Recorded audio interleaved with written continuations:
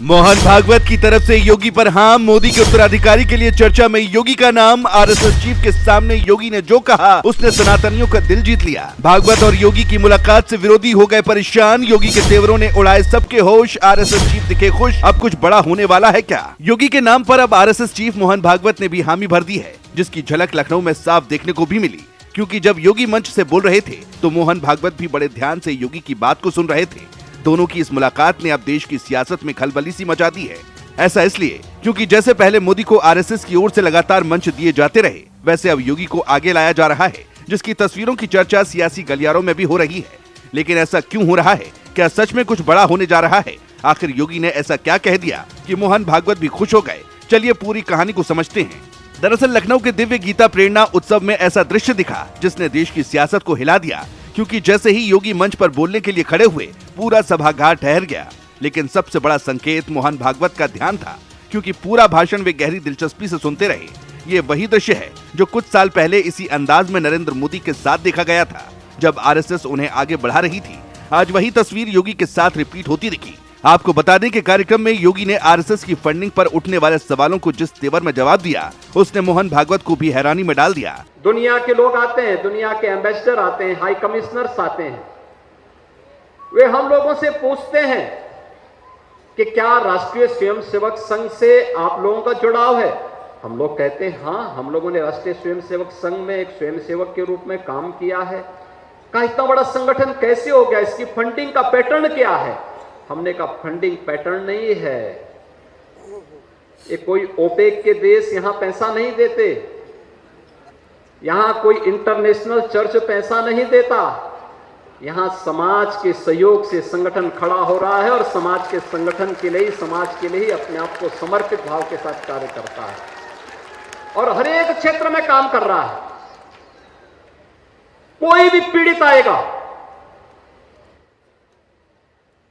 उसकी सेवा अपना कर्तव्य मान करके एक एक स्वयं सेवक करता है,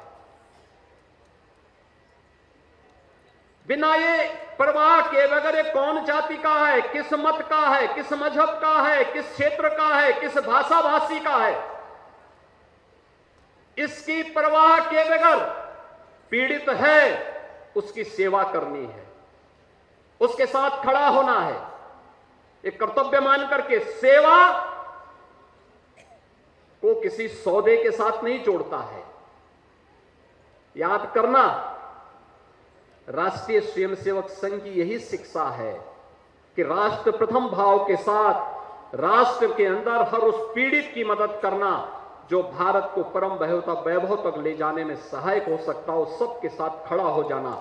और यही राष्ट्रीय स्वयंसेवक संघ की प्रेरणा है, जिसने सेवा के साथ पिछले 100 वर्षों में कोई सौदेबाजी नहीं की। लेकिन कुछ लोगों ने दुनिया में भी और भारत में भी सेवा को सौदे का माध्यम बनाया है। वे लोभ से, लालच से, दबाव से भारत के डेमोग्राफी को बदलने के लिए हर प्रकार के छल और छद्म का सहारा लेकर के अपना ताना भी और अपना बाना भी बदल करके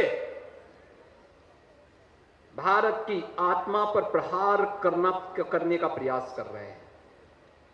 और हमें इस बात को ध्यान में रखना होगा, इन स्थितियों में गीता, श्रीमद् भगवत गीता, भगवान की वाणी हम सब के लिए एक नई प्रेरणा बन सकती है। योगी के इस बयान पर बगल में बैठे मोहन भागवत के चेहरे पर चमक दिखी, जैसे किसी ने मन की बात कह दी हो। योगी बोलते जा रहे थे और भागवत लगातार सिर हिला रहे थे। ये वही क्षण था जिसने विरोधियों की धड़कनें बढ़ा दी, क्योंकि जिस अंदाज में योगी ने आरएसएस की ढाल पकड़कर अपने तेवर दिखाए, वो सीधे ये संदेश दे रहा था कि आने वाले समय में संघ का आशीर्वाद योगी के साथ और मजबूत हो सकता है। लेकिन असली खेला तो अब हुआ है, जब योगी ने मंच से घुसपैठ, धर्मांतरण और मिशनरियों की भूमिका पर सीधा हमला बोल दिया है। जानकारों का कहना है कि ये कोई साधारण बयान नहीं था, बल्कि आरएसएस के मुख्य एजेंडे से जुड़ी 3 बड़ी लाइनों को एक ही भाषण में साथ देना था। योगी ने कहा कि प्रदेश में घुसपैठियों को वापस भेजा जाएगा और हर जिले में अस्थायी डिटेंशन सेंटर तैयार होंगे। राजनीतिक विश्लेषकों का कहना है कि जिस तरह 2013-14 में मोदी ने आरएसएस के एजेंडे को मंच पर तेजी से आगे बढ़ाया था, अब वही अंदाज योगी में दिख रहा है। आरएसएस के मंच पर लगातार बढ़ती योगी की एंट्री इस बात का संकेत है कि संगठन अब उन्हें राष्ट्रीय नेतृत्व के लिए तैयार कर रहा है। पिछले कुछ महीनों में आरएसएस की कई प्रमुख बैठकों, मंचों और कार्यक्रमों में योगी को प्रमुख स्थान दिया गया है। पहले मोदी को भी ऐसे मंच दिए जाते रहे, यही मंच उन्हें दिल्ली तक ले गए हैं। अब वही पैटर्न योगी के साथ दोहराया जा रहा है। खास बात ये भी है कि मोहन भागवत के साथ एक ही मंच पर योगी का इतनी प्रमुखता से बैठना बीजेपी आरएसएस के मैसेजिंग सिस्टम में एक बेहद शक्तिशाली संकेत माना जाता है। माना जा रहा है कि आरएसएस और योगी की ये केमिस्ट्री देखकर विरोधियों को झटका लगा है, क्योंकि अब साफ दिखने लगा है कि राष्ट्रीय स्तर पर बीजेपी का भविष्य किस दिशा में जा रहा है। मोदी के बाद कौन, ये सवाल सालों से है, लेकिन लखनऊ से जो तस्वीरें सामने आई हैं उसने ये साफ कर दिया है कि संगठन ने मन में नाम तय कर लिया है। जानकार भी मानते हैं कि ये बात सही है और विरोधियों में बेचैनी भी इसलिए है क्योंकि योगी के उभार में वही तेजी दिख रही है जो साल 2013 में मोदी के साथ देखी गई थी।